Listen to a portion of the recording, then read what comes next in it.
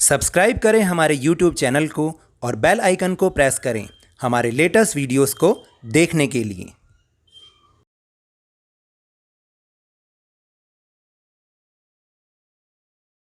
अब मैंने इंस्टाग्राम पर भी अपनी आईडी बना ली है, लवनीश सर की क्लास _22। आप चाहें तो इसे भी फॉलो करके हमारे अपडेटेड वीडियोस को देख सकते हैं। इसका लिंक मैं डिस्क्रिप्शन में दे दूंगा, वहां से आप इसे फॉलो कर सकते हैं। वर्कशीट शुरू करने से पहले आपको बता दें कि ये वर्कशीट दोनों मीडियम्स में बनाई गई है। पहले हिंदी में समझाया जाएगा और फिर उत्तर बताए जाएंगे, फिर इंग्लिश में अच्छे से एक्सप्लेन किया जाएगा और आंसर्स को डिस्कस किया जाएगा। Hello and welcome to Lavneesh sir की क्लास। ये directorate of education GNCT of Delhi की वर्कशीट नंबर 1 जो कि क्लास 7th के स्टूडेंट्स के लिए ही है और ये आपके साइंस सब्जेक्ट यानी विज्ञान विषय से ली गई है। और आज हम इसमें किसके बारे में जानकारी लेंगे? हम जानकारी लेंगे गति और समय के बारे में। ये होते क्या हैं गति और समय? चलो अभी के लिए छोड़ते हैं, एक बात करते हैं। आपने देखा होगा हमारे आसपास या हमारे घर में भी कुछ वस्तुएं ऐसी होती हैं जो अपना स्थान नहीं बदलती, कभी भी नहीं बदलती। आप चाहोगे तो ही बदलेंगी। जैसे कि पेड़ अपनी जगह पर ही रहता है ना, कभी वो उठ के इधर से उधर जाता देखा है आपने? नहीं देखा ना। और आपका मोबाइल भी तो है, आपका मोबाइल जहाँ पर आप रख दोगे वहीं पर ही रखा रहेगा। जब आप उठा के दूसरी जगह रखोगे तभी वो दूसरी जगह पर होगा। ऐसी बहुत सारी चीज़ें हैं, जैसे आपका घर, आपके घर में कुर्सी, टेबल, सोफ़ा, टीवी आदि। लेकिन कुछ चीज़ें ऐसी होती हैं जो अपना स्थान बदलती हैं। जैसे आप साइकिल चलाते हो ना, साइकिल, जैसे बस, जैसे कार, और जैसे आप खुद भी तो हो, कभी इस कमरे में, कभी उस कमरे में, कभी रसोई में, कभी बाहर, कभी अंदर, अपना स्थान बदलते रहते हो। तो ये जो स्थान बदलने की जो ये चीज़ है, इसी को ही हम गति कहते हैं। यानी एक जगह से दूसरी जगह पर मूवमेंट करना, गति करना, ये होती है गति। अब ये गति दो प्रकार की हो सकती है, या तो धीरे होगी या फिर तेज़ होगी। या तो कोई चीज़ धीरे गति करेगी या कोई चीज़ तेज़ गति करेगी। और ये जो पिक्चर दिखाई गई है इसमें आप देख रहे हो, इसमें साइकिल भी दिखाई गई है, स्कूटर भी दिखाई गया है और कार भी दिखाई दी है। तो आप देखो इसमें कौन सबसे तेज़ चल रहा है? कार सबसे आगे है ना, यानी कार तेज़ चल रही है। फिर उससे कम गति से कौन चल रहा है? स्कूटर। और सबसे कम गति से यानी धीरे गति से कौन चल रहा है? वो साइकिल वाला लड़का। तो यानी साइकिल धीरे गति से चल रही है और कार तेज़ गति से चल रही है। तो गति दो प्रकार की होती है, या तो तेज़ गति होगी या धीरे गति होगी। और इसी के आधार पर अब हमें तुलना करके ये बताना है, जो आगे इसमें प्रश्न लिखे हैं उनके उत्तर देने हैं। तो पहला वाक्य है कि इनमें से कौन सी वस्तु तेज चल रही है, कार या साइकिल? कार। स्कूटर या कार? बताओ, आप खुद भी तो सोच सकते हो, मैंने तो लिखा, आप नहीं सोच सकते क्या? कार। साइकिल या स्कूटर? ऑब्वियस है स्कूटर। अब चलते हैं अगले चित्र की ओर। चित्र में देखो क्या हो रहा है, और इसको देख के कुछ याद आ रहा है? मुझे पता है तुम एक बार फिर मिस कर रहे हो अपने स्कूल को। मैंने भी देखा है, तुम खूब दौड़े फिरते रहते हो पूरे स्कूल में, हर समय आप दौड़ ही लगाते रहते हो। और ये चीज़ बहुत अच्छी भी है क्योंकि इससे आपका शरीर फिट बना रहता है। कोई बात नहीं, फिर से स्कूल खुलेंगे, फिर से दौड़ लगाओगे। तो आप ये सीन देख रहे हैं और इसमें ये भी देख रहे हैं कि 3 बच्चे दौड़ लगा रहे हैं दूसरे चित्र में भी, और तीसरे चित्र में ये दिखाया कि कौन सा बच्चा फर्स्ट आया है।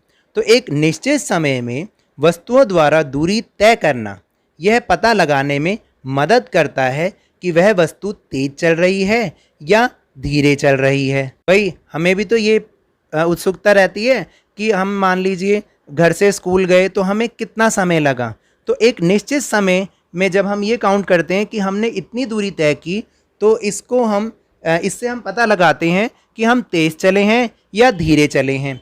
फिर जैसा कि ऊपर दिए गए चित्र में एक दौड़ जो दिखाई गई है, तो उसमें आपको खुद बताना है कि ए, बी या सी में कौन तेज़ दौड़ रहा है। तो आप भी देख के बता सकते हैं।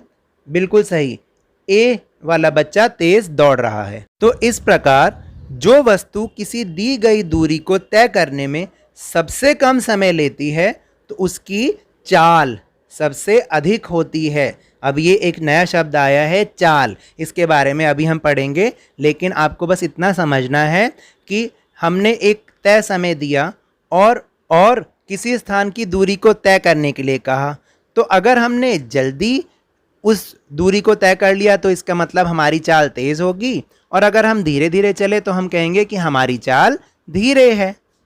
तो इस प्रकार किसी वस्तु द्वारा इकाई समय में तय की गई दूरी को हम उस वस्तु की चाल कहते हैं। यहाँ पर इकाई का मतलब है यानी वो कुछ ना कुछ यूनिट में तो गया ही होगा, यानी 5 मिनट में, 10 मिनट में, मतलब कुछ ना कुछ यूनिट, मिनट में या सेकंड में, इसलिए हमने इकाई शब्द यूज़ किया। यानी एक निश्चित समय में जब वो तय की गई दूरी होती है तो हम उसको उसकी चाल कहते हैं। मतलब ठीक है, समझ में आया।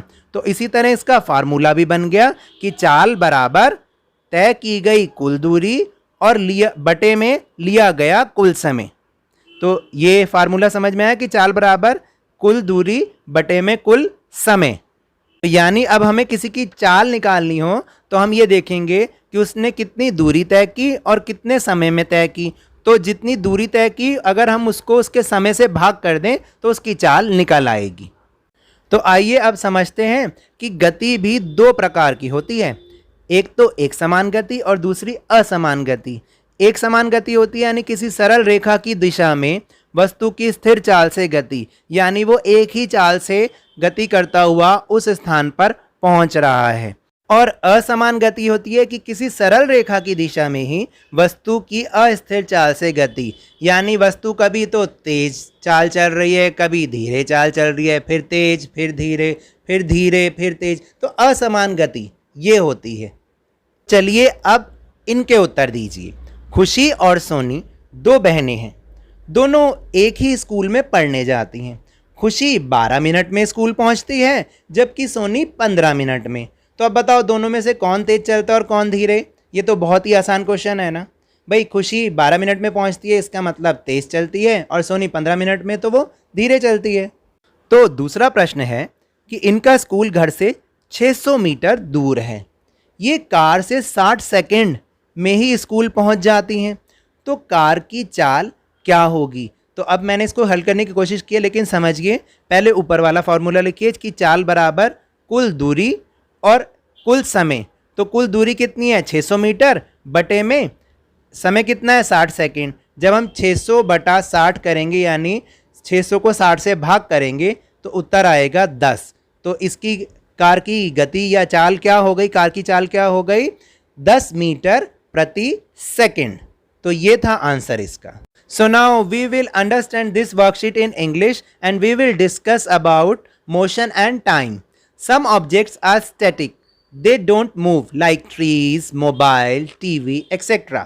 While some objects can move from one place to other, they are said to be in motion such as bus, car, etc. और ऐसा ही तो होता है कि कुछ चीज़ स्टैटिक होती हैं यानी अपनी जगह से नई मूवमेंट करती, जैसे मोबाइल, टीवी, ट्रीज़। और कुछ ऑब्जेक्ट्स ऐसे होते हैं जो कि one place to other place another place वो मूव करते हैं, जैसे कि बस, कार और योरसेल्फ। आप भी तो होते हैं यही चीज़। तो द मोशन स्लो और fast, the motion of some object is slow while that some other is the fast. तो यानी कि ये मोशन जो है 2 टाइप्स का हो सकता है, या तो स्लो मोशन होगा या फास्ट मोशन होगा। और यही जो नीचे एक पिक्चर आपको गिवन है उसमें भी यही दिखाया गया है कि मोशन जो है, जैसे कार जो मोशन कर रही है वो फास्टली मोशन कर रही है, फास्टली मूव कर रही है, स्कूटर उससे कम है, और जो साइकिलिस्ट है वो स्लो मोशन कर रहा है, स्लो मूवमेंट कर रहा है। फिर इसी के बेस पे आपको कुछ आंसर करने हैं। In the given picture find out which moves fast in comparison between car and cycle, car, scooter and car, car, cycle and scooter, scooter.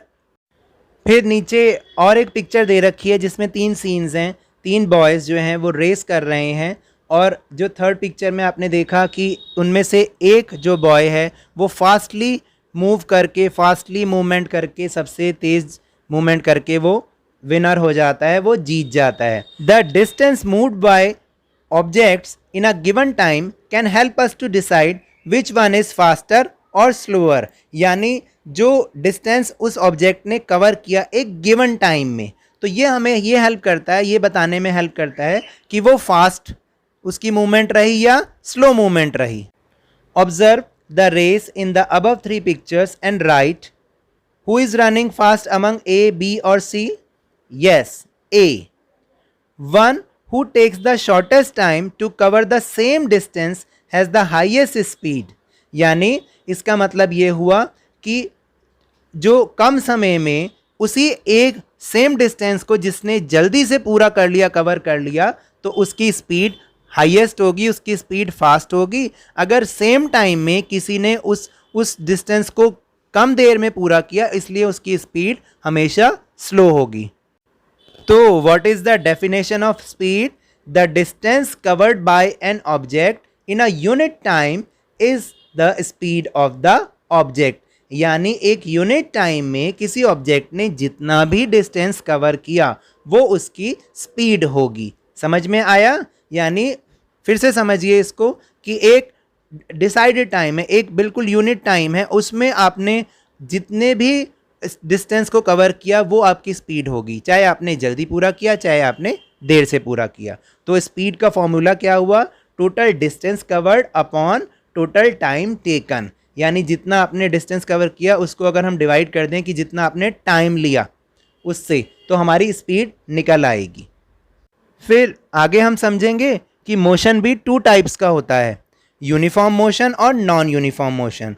Uniform motion is an object moving along a straight line with a constant speed, यानी वो constant speed से same direction में चलता जा रहा है, यानी अगर वो हाईएस्ट स्पीड से चल रहा है तो हाईएस्ट स्पीड से चलेगा, अगर वो स्लोअर स्पीड से चल रहा है तो वो स्लोअर स्पीड से चलेगा। And what is non uniform motion? Speed of an object moving along a straight line keeps changing, यानी वो जब अपनी स्पीड बार बार चेंज कर रहा है, कभी वो स्लोअर हो रहा है कभी फास्टर हो रहा है, तो ये नॉन यूनिफॉर्म मोशन होगा। Now answer these two. First question is Khushi and Soni are 2 sisters, both go to same school. Khushi reaches the school in 12 minutes while Sony reaches in 15 minutes. Who moves fast and who moves slow? That is very easy question. The answer is Khushi moves fast and Sony slow. Second question is their school is 600 meter far from their home. They reach in 60 seconds by car. What is the speed of car? तो सबसे पहले हमें ऊपर वाला वही formula को देखना है कि speed is equal to total distance covered upon total time taken. तो डिस्टेंस कवर्ड कितना है? 600 मीटर, और टाइम टेकन कितना है? 60 सेकेंड्स। तो ये कैसे बनेगा? 600 मीटर डिवाइडेड बाय 60 सेकेंड्स। तो जब हम इसको डिवाइड करेंगे तो what is the answer? Yes, answer is 10। तो आंसर हो जाएगा 10 मीटर पर सेकेंड। तो now that's all for this worksheet. अगर मेरे इस तरह समझाने से आपको थोड़ा सा भी समझ में आया हो तो इस चैनल को ज़्यादा से ज़्यादा सब्सक्राइब कीजिए, लाइक कीजिए और बहुत ज़्यादा शेयर कीजिए, और मेरे साथ खेल खेल में इसी तरह वर्कशीट को समझते रहिए, लेकिन ध्यान और मन लगाकर ज़रूर पढ़ते रहिए। Thank you very much.